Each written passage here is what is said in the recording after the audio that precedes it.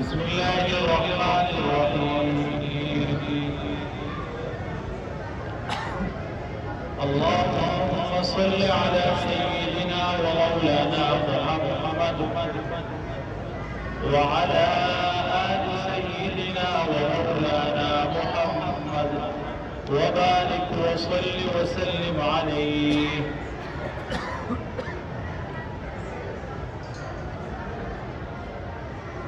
ناول ستاسو مخکې د پروني سبق خلاصه ذکر کو. پرون سبق مو دا ذکر کړو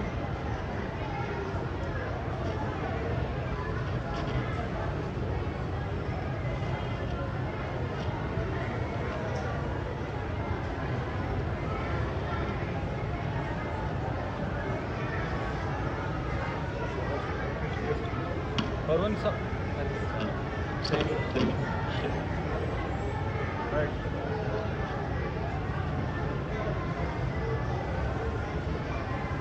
پرون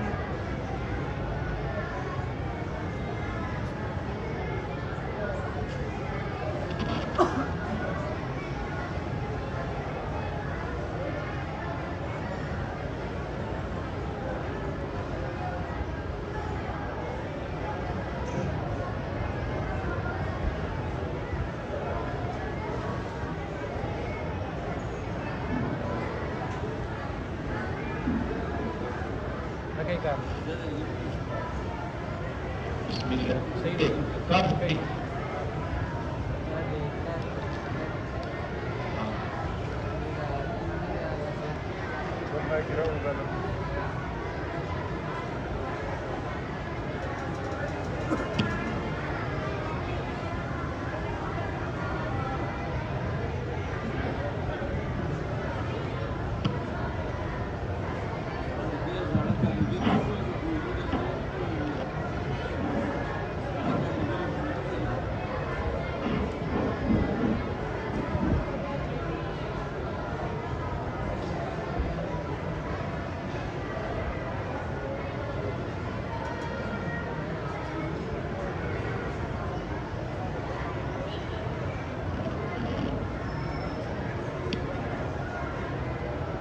صحیح ده زما روایت چې داسې به ووایو زه به نه رسم خدای به دې خیر واچوي.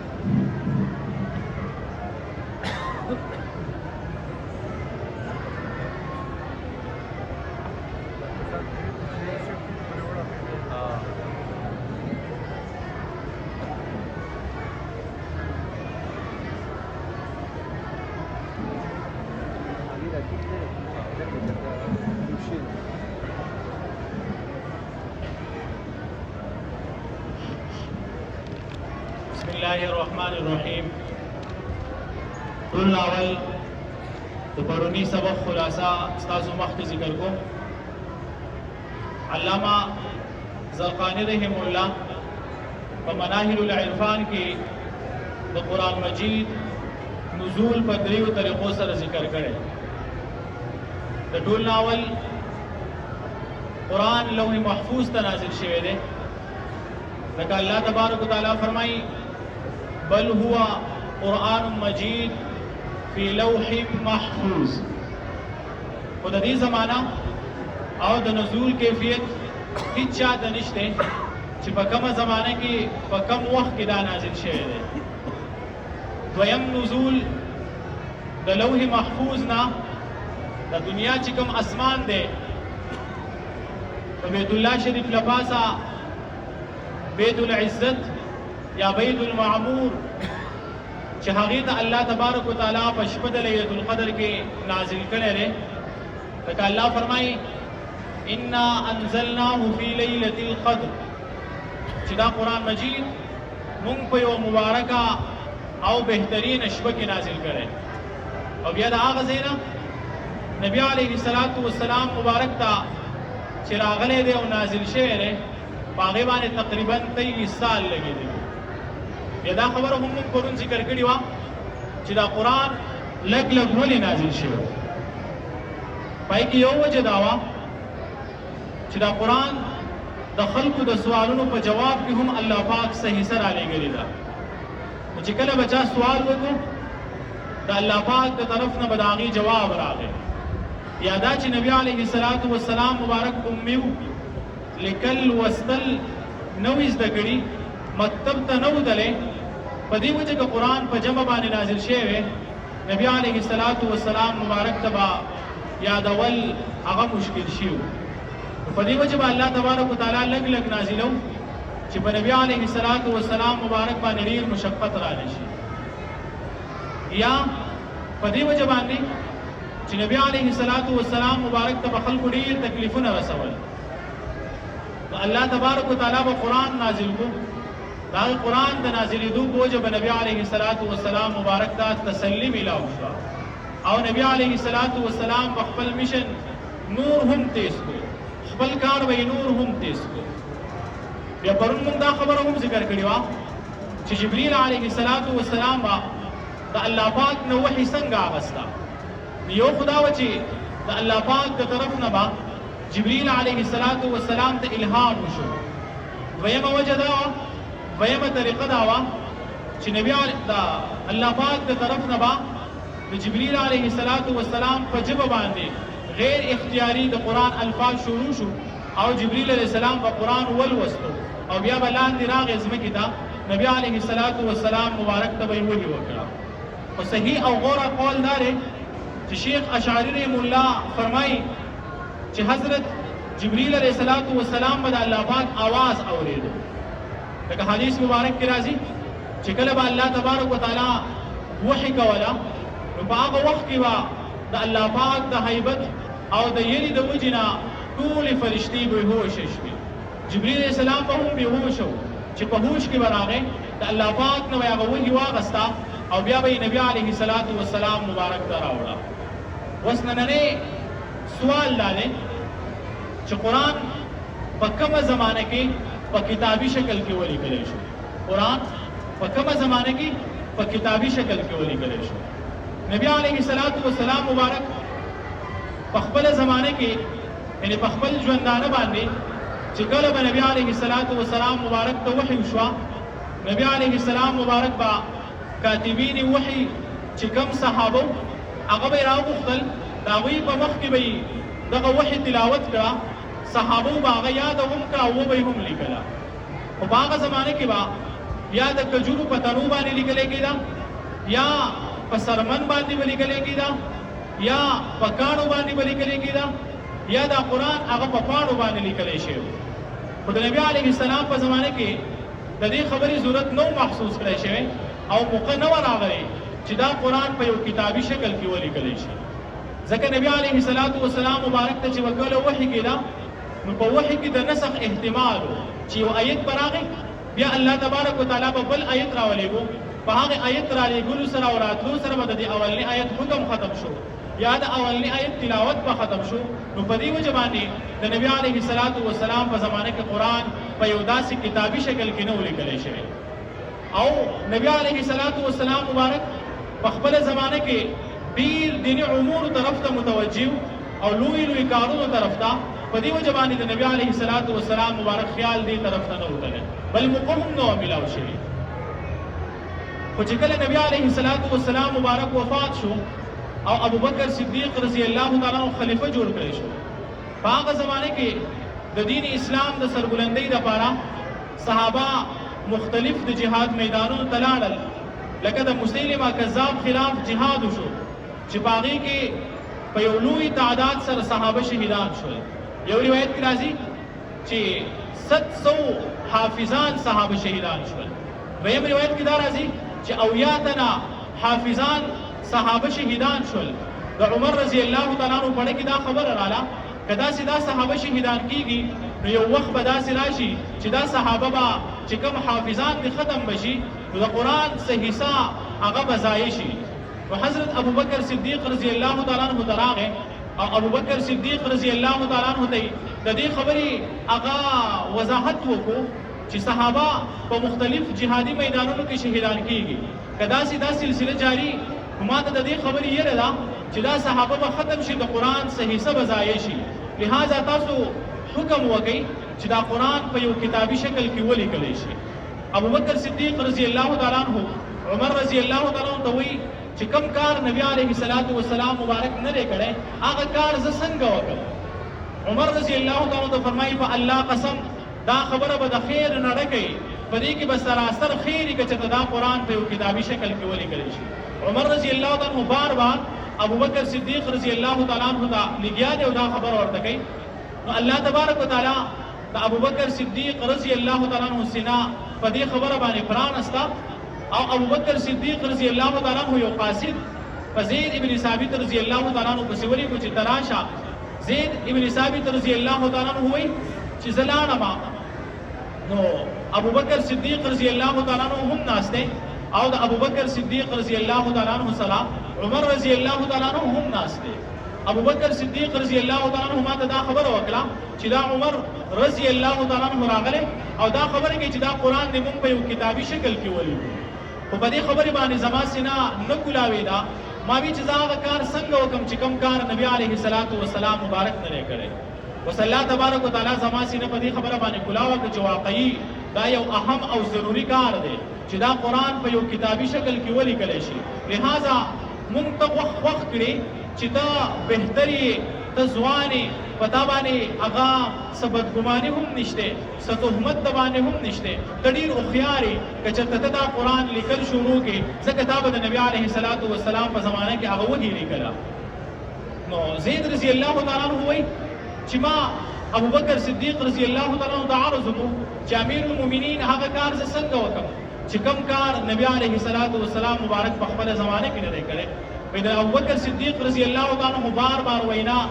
زما دا زړه دې خبرې طرف ته جوړ کړو چې دا یو اهم کار دی دا قرآن لیکل غواړي. نو بیا زید رضی الله تعالی عنہ قرآن لیکل شروع کړل او دا قرآن په یو کتابي شکل کې ولیکل شو. بیا ابو بکر صدیق رضی الله تعالی عنہ وفات شو. دور د حضرت عمر رضی الله تعالی عنہ راغی او د فتوحاتو دروازې کولاوي شوې. هغه علاقې چې په کومو علاقو کې خلکو د الله پاک عبادت نه کو، خلک د الله پاک نه منکر وو، هغه خلک په اسلام کې داخلېدل شروع شول. تر دې پورې چې عمر رضی الله تعالی عنہ د دنیا نه رخصت شو، د حضرت عثمان رضی الله تعالی عنہ دور د خلافت راغی. حذیفه ابن یمان رضی الله تعالی عنہ وایي چې موږ آذربایجان ارمینیا ته رسېدلي وو چې وبېره موږ د جهاد میدان دپاره تیاری کوو او ما څه آواز واورېد د جنګ جګړو چې یو کس بل ته وایي ستا دا قرآن لوستل صحیح نه دي، بل ته وایي ستا دا قرآن لوستل صحیح نه دي، ځکه چې هغې خلکو دا قرآن د ابو موسی اشعري رضی الله تعالی عنہ نه یې زده کړی، د هغه د لوستو انداز جدا و. چا قرآن هغه د ابی ابن کعب رضی الله تعالی عنہ نه یې زده کړی، د هغه د لوستو انداز جدا و. چا دا قرآن هغه د عبدالله ابن مسعود رضی الله تعالی عنہ نه یې زده کړی، د هغې د لوستو انداز جدا و. نو اوس کوم خلک چې د دې بل قرائت او تلاوت نه خبر نه و، نو هغو خیال دا چې زمونږ دا قرائت صحیح دی او د دوی دا قرائت غلط دی. نو حذیفه رضی الله تعالی عنہ چې کله دا خبرې واورېدې، راغی عثمان رضی الله تعالی عنہ سره ملاقات وکړو چې مخکې د دې نه چې څنګه یهودیانو نصاراو په خپل کتاب کې اختلاف کړی، داسې نه چې دا مسلمانان هم په قرآن کې په اختلاف کې پرېوځي. د هغه اختلاف کې د پرېوتو نه مخکې تاسو یو قرآن په داسې طریقه باندې ولیکئ چې پای کې دا ټول قرائتونه راجمع شي چې دا اختلاف ختم شي. نو عثمان رضی الله تعالی عنہ په خپله زمانه کې صحابه کېنول چې 3 قریش صحابه او یو انصاري صحابي وو، هغوی دا قرآن لیکل شروع کړل او دا قرآن په لغت د قریشو باندې ولیکلی شو. او نن چې زمونږ مخې ته موجود دی نو دې ته هم مذهب عثماني په دې وجه باندې ویل کېږي چې دا لیکلو دا طریقه هغه د عثمان رضی الله تعالی عنہ د زمانې ده. نو دا قرآن په هغه زمانه کې کتابي شکل دې ته ورکړی شو او بیا مختلفو علاقو ته دغه نسخې تقسیم کړی شوې. په هره زمانه کې به د قرآن لیکونکي موجود او خلکو په دې باندې خپل عمرونه ختم کړي چې قرآن په بهترینه طریقه باندې ولیکي، په بهترین انداز کې ولیکلی شي، په بهترینو پاڼو کې ولیکلی شي. بیا 1113 هجري کې چې کله پریس ایجاد شو، د ټول اول قرآن هغه چاپ کړی شو. خو په هغه زمانه کې قرآن چې کوم چاپ کړی شو هغې ته داسې قبولیت هغه میلاو نه شو. د هغې نه بعد تقریبا په 1787 کې قرآن دوباره چاپ کړی شو او بیا دریم ځل چې کله په 1800 28 عیسوي کې قرآن چاپ کړی شو، هغې ته قبولیت میلاو شو او دا په تهران یعنی ایران چې کوم ښار دی تهران، په هغې کې دا قرآن په یوه ګټه باندې هغه چاپ کړی شو او د هغې نه بعد د قرآن طباعتونه هغه شروع شول او دا قرآن د دنیا ګوټ ګوټ ته ورسېده. بیا په هغه زمانه کې په ابتدایي دور کې په قرآن باندې زبر زیر پیش د نقطو دپاره دا ټکي په قرآن باندې نه و، خو چې کله عجم په اسلام کې داخل شو نو هغوی ته د قرآن لوستل مشکل و. نو بیا په هغه زمانه کې په قرآن باندې نقطې هم وکړی شي او په قرآن باندې هغه زبر زیر هم ولګولی شو. اوس د قرآن د سورتونو ترتیب ما تاسو ته پرون ذکر کړو چې د قرآن دوه ترتیب دي، یو ترتیب نزولی، بل ترتیب وضعی یا ترتیب قرآنی یا ترتیب مصحفی. د نازلېدو ترتیب جدا چې د وخت مناسب او د حالات او د واقعاتو موافق به الله تبارک وتعالی قرآن نازلېږي. کله به 15 آیت رالل، کله به 10 آیت رالل، کله به یو سورت راغی، کله به د یو آیت یو حصه راله او جبرئیل علیه السلام به نبی علیه السلام مبارک ته دې خبرې هم حکم کو چې دا آیت په پلانکي صورت کې په پلانکي آیت پسې کېدی یا دا آیت د پلانکي صورت هغه حصه ده. نو چې کله دا قرآن نزول وشو او بیا قرآن لیکل کېدو نو د قرآن د لیکلو ترتیب هغه کېښودل شو په کومه طریقه باندې چې جبرئیل علیه السلام نبی علیه السلام مبارک ته طریقه ښودلې وه چې دا د قرآن د ویلو هغه ترتیب دی. د ترتیب قرآني په اعتبار سره سورې فاتحه اول نمبر سورت دی چې دا په قرآن کې په 1 نمبر باندې لیکلی شوی، خو د ترتیب نزولي په اعتبار سره دا سورې فاتحه 5 نمبر نازله شوې ده. د قرآن د ټول نه اولنۍ سورت چې هغه په قرآن کې لیکلی شوې سورې فاتحه ده. د سورې فاتحې ډېر زیات فضایل دي. نبی علیه السلام مبارک فرمایي چې سورې فاتحه د قرآن افضل ترین سورت ده. سورې فاتحه د قرآن افضل ترین سورت ده. ویم روایت کې ابو سعید رضی الله تعالی عنہ فرمایي چې او پیرا نبی علیه السلام مبارک زما خواله راغی، زه په مانځه باندې ولاړ وم، نبی علیه السلام مبارک ما ته آواز وکړو، نو د مانځه د وجې نه ما نبی علیه السلام مبارک ته جواب ورنکړو. نبی علیه السلام مبارک وفرمایل چې تا د الله پاک دا فرمان نه دی اورېدلی استجیبوا لله وللرسول اذا دعاکم، چې تاسو حکم منئ جواب ورکوئ چې کله تاسو الله او د هغه رسول راوبلي. نو ما نبی علیه السلام مبارک ته توجه وکړه چې د الله رسول صلی الله علیه وسلم زمانه غلطي وشوه. نبی علیه السلام مبارک ما ته وویل چې زه تا ته د قرآن د ټولو نه عظیم صورت ونه ښیم. ما عرض وکړه د الله رسول صلی الله علیه وسلم ضرور ما ته د قرآن د ټولو نه عظیم صورت وښایي. نبی علیه السلام مبارک زه د لاس نه نیولی وم او نبی علیه السلام دا وویل چې د جومات نه د وتو نه مخکې به زه تا ته د قرآن د ټول نه د عظیم صورت خبر درکړم. نبی علیه السلام مبارک وایي زما لاس په خپل لاس کې نیولی چې کله نبی علیه السلام مبارک د جومات نه وتو ما نبی علیه السلام مبارک ته عرض وکړو ای د الله رسول صلی الله علیه وسلم تاسو ما ته دا خبره کړې وه چې د جومات د وتو نه مخکې به تا ته د قرآن د ټولو نه عظیم صورت ښیم. نبی علیه السلام مبارک وفرمیل او بالکل ما دا ته ویلي او دا خبره واوره چې د قرآن د ټولو نه عظیم صورت سورې فاتحه یعنی الحمدلله رب العالمین دی. دا د قرآن د ټولو نه عظیم صورت دی. عبدالله ابن عباس رضی الله تعالی عنہ نه روایت دی چې نبی علیه السلام مبارک زموږ په منځ کې ناست او د نبی علیه السلام سره حضرت جبرئیل علیه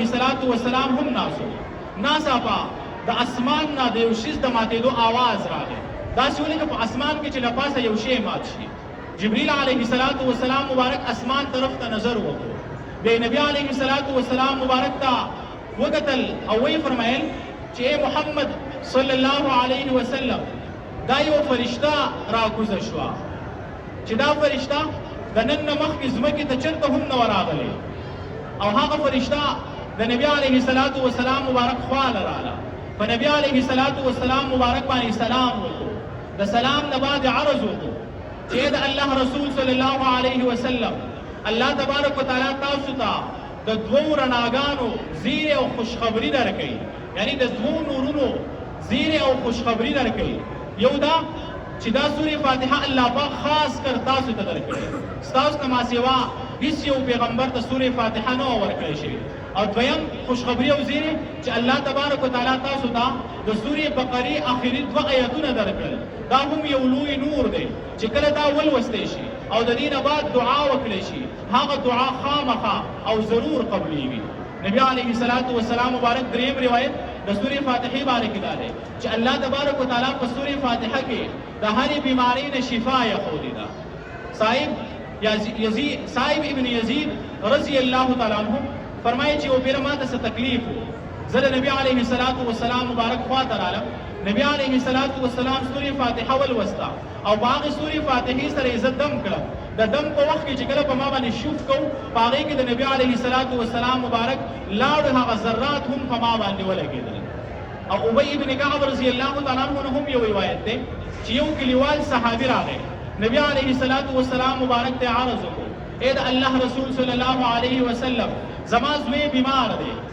زما زوی بیمار دی. نبی علیه الصلاۃ والسلام مبارک ته تپوس وکړو هغه ته څه بیماري ده؟ د الله رسول صلی الله علیه وسلم په هغه باندې سحر شوی، په هغه باندې اسیب او جادو دی. نبی علیه الصلاۃ والسلام مبارک ورته وی رایې ولا. کله چې د نبی علیه الصلاۃ والسلام مبارک مخکې حاضر کړی شو، وی نبی علیه الصلاۃ والسلام مبارک په هغه باندې سورې فاتحه او د قرآن څلور آیتونه ولوستل او چې کله یې په هغه معشوق او هغه هلک یې پې دم کو، الله تبارک وتعالی د سورې فاتحې په برکت سره هغه ته شفا ورکړه او هغه هلک ودرېدو او روان شو، یعنې ګرځېدل یې شروع کړل. نو یقینا سورې فاتحه دا د قرآن یو لوی صورت دی. علامه ابن قیم رحمه الله هم فرمایي چې یو بیره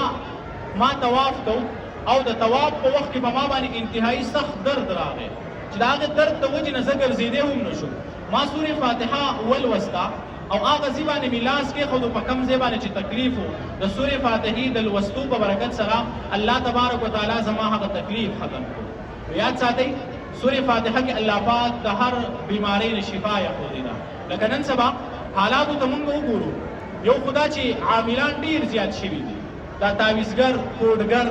یقین وکړئ د دې خلکو خواله مه ځئ. ګورئ دا خلک د خلکو د ایمان هم تباهي کوي او دا خلک د خلکو د مال هم تباهي کوي. هر دویم دریم سړي ته مې پتا چا تعویز کړی، پتا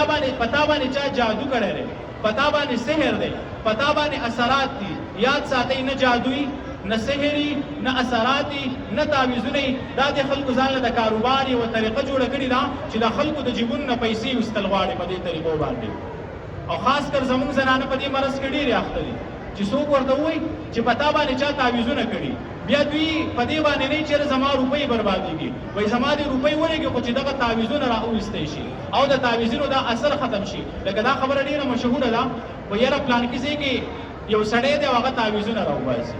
یا پلانکي ځای کې یوه زنانه ده او هغه تعویزونه راوباسي. دا خبرې ټول هسې واهیات دي، دا فضول خبرې دي، د دې هېڅ حقیقت نشته. چې یو سړی وایي زه عامل یم، زه تعویزونه راوباسم، زه سحر او جادو معلومولی شم او زه د تعویزونو ځای معلومولی شم چې دا تعویزونه په قبر کې کم ځای پراته دي. نو دا سړی چې د خلکو لپاره تعویزونه راوباسي، دا سړی د زمرود د کار نه ځان له زمرود ګل نه راوباسي چې مالداره شي. د خلکو 100 روپو ته 200 روپو ته 300 روپو ته 500 روپو ته ناست دی، د خلکو نه پیسې اخلي، خلکو ته وایي یاره په تا باندې چا تعویزونه کړي. تعویزونه چا کړي نه، دا سړی په خپله باندې وکړي، په خپله باندې ولګي، په یو ځای کې خښ کړي او بیا وایي یاره دا په تا باندې چا کړي او ما راوویستو. نو په ځای د دې چې موږ په عاملانو پسې ګرځو، د خپل دین هم نقصان کوو، د خپل ایمان هم نقصان کوو، د خپل مال هم تباهي کوو، خپله عقیده هم خرابوو. د هغې نه بهتره دا ده چې موږ په خپله سورې فاتحه لولو، په سورې فاتحې باندې خپل ځان دمو، په سورې فاتحې باندې خپل بچي دمو، په کور کې سورې فلق او سورې ناس لولو. دغه سورې فلق او سورې ناس لوستو سره د کور نه شیطاني اثرات ختمیږي او دغه د سحر او د جادو اثرات ختمیږي. ځکه نبی علیه الصلاۃ والسلام مبارک ته د سحر د ختمېدو دپاره دغه 2 صورتونه ښوولی شوي وو. نو موږ له پکار دي چې موږ په خپله باندې دا صورتونه لولو. د دې صورتونو په لوستو سره به الله تبارک وتعالی موږ ته د هر قسمه آفاتونه او د هر قسمه تکلیفونو نه او د هر قسمه شرور نه حفاظت راکړي. انشاءالله کوشش به کوو د خیره که ده. په ځای د دې باندې چې په خلکو پسې ګرځو او اکثر د عاملان چې کوم وي که نه، یقین وکړئ د دوی نه مذهب معلوم وي او نه یې عقیده معلومه وي. وایي تعویزونه کوو، مثال په طور سحر او جادو ختمو، اوس دغه سړی نه مونځ پېژني، نه د قرآن تلاوت پېژني، نه د قرآن آیت لوستی شي نه د قرآن په آیت په ترجمه باندې پوهېږي نه ولا مونځ ورځي نو چې دی دومره قابل سړی دی پکار وه چې دله بیا قرآن ورتلی پکار وی چې دی بیا په دین باندې پوه دی پکار وی چې دی د ایمان او د عقیدې نه خبر وی نو دا نن سبا په دې زمانه کې د کاروبار دپاره یوه طریقه ده یو د عاملانو خواله دې نه ځو چې کوم تعویزګر او کوډګر دی دویم د حاکمانو خواله دې نه ځو چې د حاکم خواله ځو څه مرض به راپکې نه وي یاره ستا دا سترګې سزیړې غونډه کې کېږي داسې ښکاري لکه دا ته چې څه بیماري یا ته چې د خپل په سر باندې کښېنې او بیا ودرېږي نو په تا باندې سترګې تورېږي دا خو واقعي خبره ده چې وجود کې کمزوري نو بس د خلکو نه د رکوع اغستو دپاره دا د خلکو خپلې طریقې ایجاد کړي دي نور د دې خبرو هېڅ حقیقت نشته نو نبي علیه الصلاة والسلام مبارک فرمایي چې په سورې فاتحه کې الله تبارک وتعالی د هرې بیمارۍ نه شفا ایښودې ده نو موږ د سورې فاتحه په یقین سره لولو په هغې باندې د اوبه دمو هغه اوبه دې په خپله څکو په خپلو کشرانو خپلو مورو پلار له دې ورکوو په هغې سره به الله تبارک وتعالی د هغوی د روحاني او جسماني بیماریانو هغه علاج کوي انشاءالله کوشش به کوو د خیره نو د ټول اول قرآن کې سورې فاتحه هغه ذکر شوي دی لیک لیکلی شوي ده علامه سیوطي رحمه الله په اتقان نومي کتاب کې د سورې فاتحې 50 نومونه نقل کړي څو نومونه جي 50 نومونه یاد ساتئ د عربو یوه قاعده وه چې د عربو په نسبت باندې به کم شی عظمت والو کم شی لوی شان والو لوی مرتبی والو د هغې څیز په نومونه هم ډېر نو الله تبارک وتعالی د هغوی سره هم د هغې قاعدې مطابق عمل کړی دی لکه په عربۍ ژبه کې د یو منظري دپاره 1000 نومونه دي څو نومونه دي جي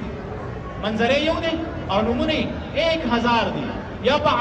عربۍ ژبه کې د یوې تورې دپاره هغه هم تقریبا 700 پورې نومونه کتابونو ذکر کړي توره یوه ده خو نومونه یې وله 700 ذکر کړي نو دغه شانتې دا سورې فاتحه یو عظیم صورت دی یو لوی صورت دی په دې وجه باندې د نبي علیه الصلاة والسلام مبارک په احادیثو کې دې صورت ته مختلف نومونه ورکړی شوي دي لکه یو نوم خو مشهور دی چې هغه موږ وایو دې ته سورې فاتحه ویلی کېږي څه ورته ویلی کېږي چې فاتحه دا مشهور نوم دی فاتحه د فتح الندا په معنی د کلا وهلو سره راځي په معنی څه سره راځي چې کلا وهلو سره نو سورې فاتحې د فاتحه څنګه ویلی کېږي چې په دې سره قرآن کلاویږي په دې سره قرآن شروع کېږي لکه خلک وایي نن د پلانکي د دوکان افتتاح ده د افتتاح مطلب دا چې د دوکان نن شروعات کېږي دوکان کې به دې کار شروع کوي د سورې فاتحې نه د قرآن هغه شروع کېږي په دې وجه باندې دې صورت ته سورې فاتحه ویلی کېږي یا د سورې فاتحې دویم نوم سورې شفا دی سره جي سورې شفا سورې شفا ورته په دې وجه باندې ویلی کېږي ستاسو مخکې ما حدیث ذکر کړو چې نبي علیه السلام مبارک فرمایي په دې صورت کې الله پاک د هرې بیمارۍ نه شفا ایښودې ده نو په دې وجه باندې سورې فاتحې ته سورې شفا ویلی کېږي دریم نوم د سورې فاتحې هغه سورې کنز دی کنز په معنی د خزانې سره نو دا هم د عرش د خزانو نه نبي علیه الصلاة والسلام مبارک ته یوه خزانه ورکړی شوې ده او دا د قرآن ټولو علومو ته شامله ده په دې وجه باندې دوی ته سورې کنز ویلی کېږي او څلورم نوم د سورې فاتحې هغه سورې صلات دی سورې صلات ورته په دې وجه باندې ویلی کېږي چې دا صورت په مانځه کې په هر رکعت کې لوستلی کېږي په دې وجه باندې د سورې صلات ویلی کېږي یا پنځم نوم د سورې فاتحې هغه سورې دعا ده سورې دعا ورته په دې وجه باندې ویلی کېږي چې په دې سورې فاتحه کې انسان د الله تبارک وتعالی په دربار کې دعا کوي اهدنا الصراط المستقیم چې الله پاکه موږ ته هغه محکمه او مضبوطه او نیغه لار وښیي په دې وجه باندې دې صورت ته سورې دعا ویلی کېږي شپږم نوم د سورې فاتحې القرآن دی په معنی د اصل سره څه سره جي اصل لکه زموږ خیال خدا دی چې دا په معنی یوازې د مور سره راځي خو په عربۍ ژبه کې په معنی یوازې د مور سره نه راځي بلکې په معنی د اصل سره هم راځي په معنی د زی سره هم راځي نو القرآن سورې فاتحې ته هم یو نوم ورکړی شوی چې معنی دا اصل د قرآن او د سورې فاتحې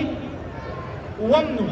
هغه سورې اساس القرآن دی اساس په معنی د بنیاد سره نو دا د قرآن مجید بنیاد دی په دې وجه باندې د اساس القرآن ویلی کېږي او اتم نوم د سورې فاتحې سورې شکر دی سره جي سورې شکر لکه د سورې فاتحې ابتدا په کوم الفاظ سره کیږي په الحمدلله سره او الحمدلله الفاظ د شکر دي څوک د چا نه تپوس کوي لکه ته څنګه یې وایي الحمدلله مطلب د ځاخیمه شکر دی د الله پاک په دې وخت باندې نو سورې فاتحې ته سورې شکر په دې وجه باندې ویل کېږي چې د دې ابتدا په الفاظو د شکر باندې شوې ده او د سورې فاتحې نهم نوم سبع مثانی دی سبع په معنی د وو سره او مثانی په بار بار ورستو سره نو سبع ورته ځکه ویل کېږي چې په دې سورې فاتحه کې اووه آیاتونه دي او دا اووه آیاتونه بار بار د مانځه په هر رکعت کې لوستل کېږي نهم نوم د دې سورې شافیه دی لسم نوم یې سورې شافیه دی او یو لسم نوم د دې سورې حمد دی څه شی جی سورې حمد ورته په دې وجه باندې ویل کېږي چې په دې کې د الله پاک لوی او بڑایي ذکر شوي ده دې ته بل نوم سورې مناجات هم ویل کېږي چې دا د الله پاک او د بنده په منځ کې د راز او د نیاز خبرې دي لکه حدیث مبارک دی چې نبی علیه السلام مبارک فرمایي چې الله تبارک وتعالی فرمایل چې دا سورې فاتحه ما د خپل ځان او د خپل بنده په منځ کې تقسیم کړې ده نیمه زما دپاره ده او نیمه زما د بنده دپاره ده یعنی په نیمه کې دا بنده د الله پاک تعریف بیانوي د الله پاک لویي او بڑایي بیانوي او په نیمه کې دا بنده د الله پاک نه دعا غواړي نو الله تبارک وتعالی فرمایي چې زما بنده زما نه څه غواړي هغه ورته خامخا میلاویږي او بل نوم د دې سورې نور دی سورې نور دی او یو نوم د دې کتابونو سورې تعلیم المسأله هم ذکر کړی څه جی تعلیم المسأله په دې کې الله پاک موږ ته د یوې مسلې تعلیم راکول غواړي که تاسو زما دربار ته راشئ نو زما په دربار کې به حاضري څنګه لګوئ لکه مثال په طور څوک یو خان ملک اجرې ته لاړ شي یا د یو بادشاه دربار ته لاړ شي او د هغه په دربار کې څه سوال کوي خپل څه حاجت کړي نو د ټول نه اول د هغه بڑایي ذکر کړي چې باچا صاحب ته ډېر ښه سړی ستا خواړی په دې ټول ملک کې مشهور دی یا ملک صاحب ته ډېر ښه سړی ستا خواړی او سخاوت په دې ټوله محله او په دې ټوله علاقه کې مشهور دی او د هغې نه بعد ورته خپل حاجت کړي چې زما دا حاجت دی نو په دې کې هم الله تبارک وتعالی موږ ته د دې مسلې تعلیم راکړی چې تاسو زما دربار ته راشئ حاضري به څنګه لګوئ زما لویي بڑایي به څنګه بیانوئ بیا به زما نه سوال او دعا څنګه کوئ نو په دې کې الله پاک موږ ته د دې مسلې تعلیم راکړی او د دې سورې فاتحې یو نوم سورې سوال هم دی سوال په معنی د سوال کولو سره چې په دې کې انسان د الله پاک نه سوال کوي یو نوم القرآن العظیم دی قرآن العظیم یو نوم فاتحة الكتاب دی یو نوم سورې کافیه دی یو نوم سورې اعظم سورت چې دا د قرآن د ټول نه لوی سورت دی او یو نوم د دې ام الکتاب دی یو نوم د دې وافیه دی نو تقریبا بعضی کتابونو 15 پورې او بعضی کتابونو تر 28 پورې د سورې فاتحې نومونه ذکر کړي دا نومونه چې ډېر دي دا په دې خبره باندې دلالت کوي چې دا سورت د الله په نسبت باندې د ټولو نه لوی سورت دی نو نومونه سره سمجھ کې خورال د خیر سره کوي نو دا د سورې فاتحې د نومونو باره کې خبره شوه او د سورې فاتحې فضایل هم ما ستاسو په مخ کې ذکر کړل الله تبارک وتعالی دې موږ تاسو ټول ته د عمل کولو توفیق راکړي پرون تاسو ته ما خبره کړې وه چې انشاءالله روزانه به مونږ د مانځه هم الفاظ ذکر کوو د هغې ترجمه به کوو د دې لپاره چې مونږ ته پته ولګي چې مونږ د الله دربار ته راځو مونږ الله ته آخر څه ویل غواړو د الله سره څه لوس کوو څه وعده کوو څه اقرار د الله سره کوو نو چې کله مونږ له د مانځه ترجمه راځي بیا به مونږ په مانځه کې په کامله توجه باندې هغه الله پاک طرف ته متوجه یو او که چېرته ترجمه د مانځه نه راځي نو بیا ممکنه ده چې زمونږ توجه به الله پاک طرف ته نه بلکې مونږ به د دنیا په سوچونو فکرونو کې اخته یو نو د ټول نه اول چې مونږ ودرېږو مونږ وایو الله اکبر څه وایو جي الله اکبر په دې کې به مونږ د مانځه د الفاظ هم صحیح کوو په لفظ الله کې چې کوم لام دی دا لام غټ ویلی کېږي الله څه شی جي الله اکبر په دې کې د الله پاک لویۍ طرف ته اشاره ده مونږ د دې خبرې اقرار کوو چې الله پاک د ټولو نه لوی دی الله پاک د ټولو نه څه دی لوی دی نو مونږ چې لاس شو د دې مطلب دا چې دا ټوله دنیا مونږ شاته گزاره کړه اوس مونږ د یو لوی بادشاه په دربار کې ودرېدو او حدیث مبارک کې راځي کله چې بنده الله اکبر وایي نو الله تبارک وتعالی ټولې پردې لرې کړي او الله تبارک وتعالی دې بنده طرف ته متوجه شي او الله فرمایي الله پاک د طرف نه आवाज وشي لبیک یا عبدی وایه زما بنده زه حاضر یم ته څه ویل غواړې نو د الله اکبر ترجمه څه شي الله پاک د ټولو نه لوی دی الله پاک د ټولو نه لوی دی بیا موږ وایو سبحانك اللهم څنګه جی وایي جی سبحانك اللهم په سبحان کې دا حاج دا د مړی د مینځ نه ادا کېږي سبحان نه دی جی سبحان هغه جفت ویل غواړي د دې دپاره چې د دې معنا صحیح شي نو سبحانك اللهم د دې معنا راځي اے الله پاکه مونږ ستا د پاکۍ اقرار کوو اے الله پاکه مونږ ستا د پاکۍ اقرار کوو تاسو وایئ جی سبحانك اللهم څه معنی شو جی اے الله پاکه مونږ ستا د پاکۍ اقرار کوو او د الله اکبر څه ترجمه شو جی الله د ټولو نه لوی دی یا الله پاک ډیر لوی دی د الله تبارک وتعالى لویي په دې ټوله دنیا باندې مسلمه ده او د الله تبارک وتعالى بادشاہت په دې ټوله دنیا باندې دی د الله اکبر ترجمه شو الله ډیر لوی دی یا الله پاک د ټولو نه لوی دی سبحانك اللهم ترجمه شو اے الله پاکا مونږ ستا د پاکۍ اقرار کوو اے الله پاکا مونږ ستا د پاکۍ اقرار کوو دا یاد شي خیر سره جی و دیو بل سره واړوي جودي لانا یو دوه درې منټه یو بل سره واړوي کومې خبرې شوې دا واړو ځکه چې بیا کوانړو نو هېریږي به او کوشش کوئ چې روزانه د خامخا د ځان سره یو کس دوه نور هم د درس ته حاضرو د دې لپاره چې زموږ سره د هغوی هم فایده وشي او زموږ په دې کلي کې د قرآن تعلیمات عام شي انشاءالله کوشش به کوو د خیره یو 3 منټه صرف د یو بل سره واړوئ جي دوه درې درې کسان کښېنئ استاد صاحب تاسو خانزاده سره او د بلال صاحب سره واړوئ تاسو وکیل صاحب هغوی سره واړوئ تاسو دوی سره واړوئ ګلخانه بابا سره واړوئ افنان تشهد ملګرو سره واړوئ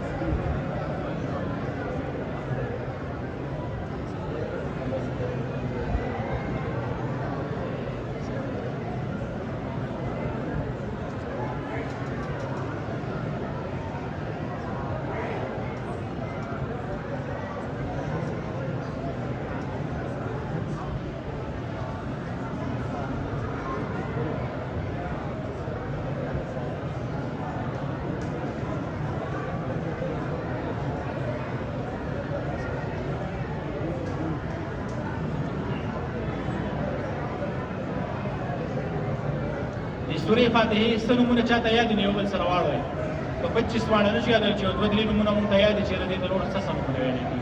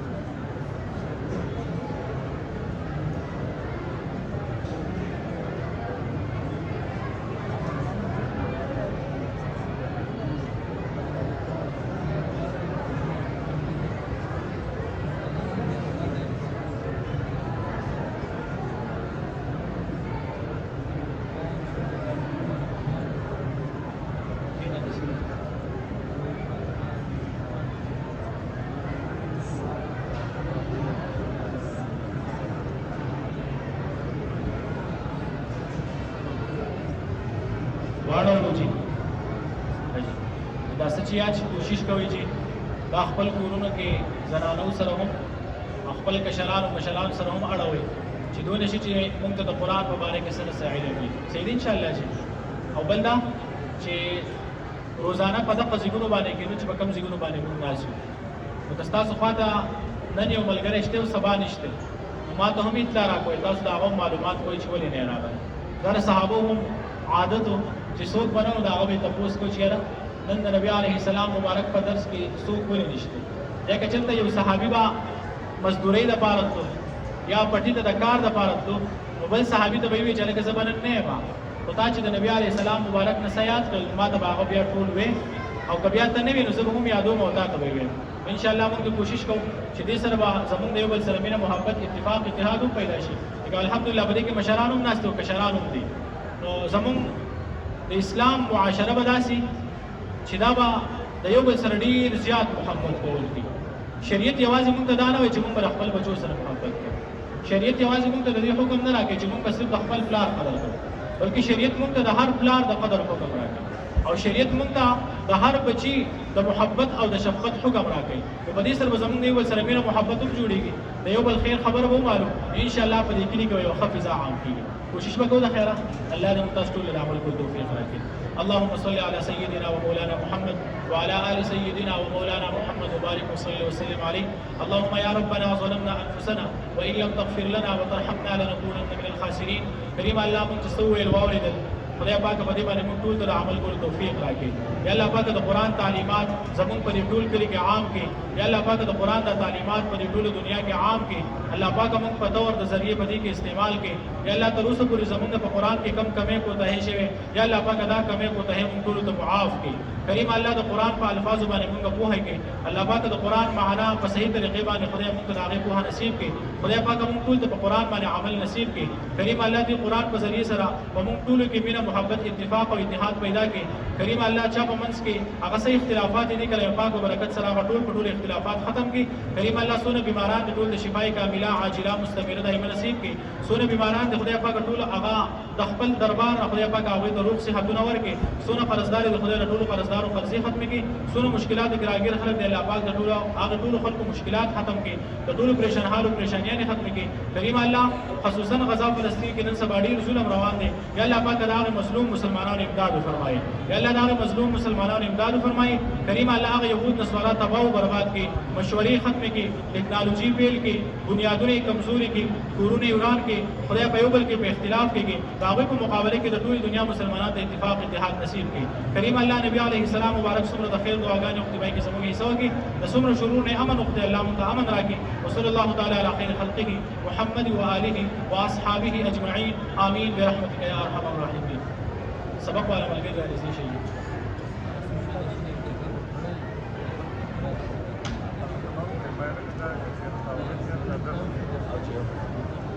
اصل کې دي کې ما وینا کړې اول شعر اوري دا نه تاوي اول کې اډویټ د شعر شي اندر کو د کتابي